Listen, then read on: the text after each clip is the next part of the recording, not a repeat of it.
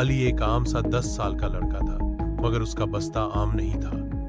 यह एक पुराना सा नीला बस्ता था जो अली के दादा ने स्कूल के पहले दिन उसे दिया था।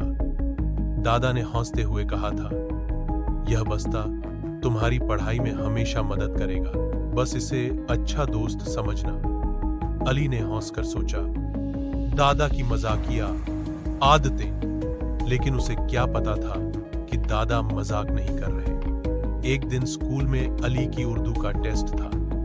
अली रात को होमवर्क पूरा करना भूल गया था और सुबह सख्त परेशान था। बस में बैठते हुए उसने बस्ते से पेंसिल निकाली तो एक कागज भी साथ निकल आया। इस कागज पर खूबसूरत लिखाई में लिखा था, सफ़ा 27 देखो, अशारा, कहानी शेर और खरगोश पढ़ो।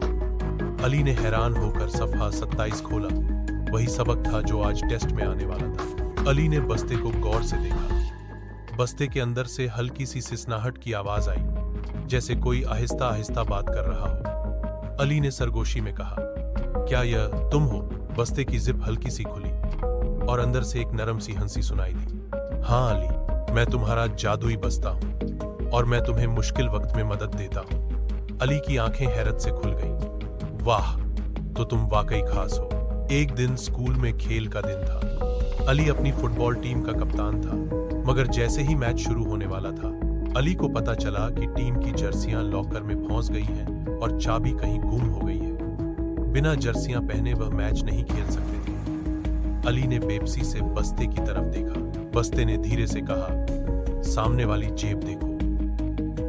अली ने जेब खोली, अंदर से एक नन्ही सी सुनहरी चाबी निकली। वह फौरन लॉकर के पास गया, चाबी डाली और झट से लॉकर खुल गया। टीम ने जर्सियां पहनी और वक्त पर मैदान में पहुंच गई। मैच में अली की टीम ने शानदार कारकर्दगी दिखाई और ट्रॉफी जीत ली। शाम को घर आकर अली ने बस्ते को जोर से गले लगाया। दम सरफ बुसिथा नहीं हो, दम मेरे राजदार दोस्त और हीरो, बस्ता हल्का सा हंसा।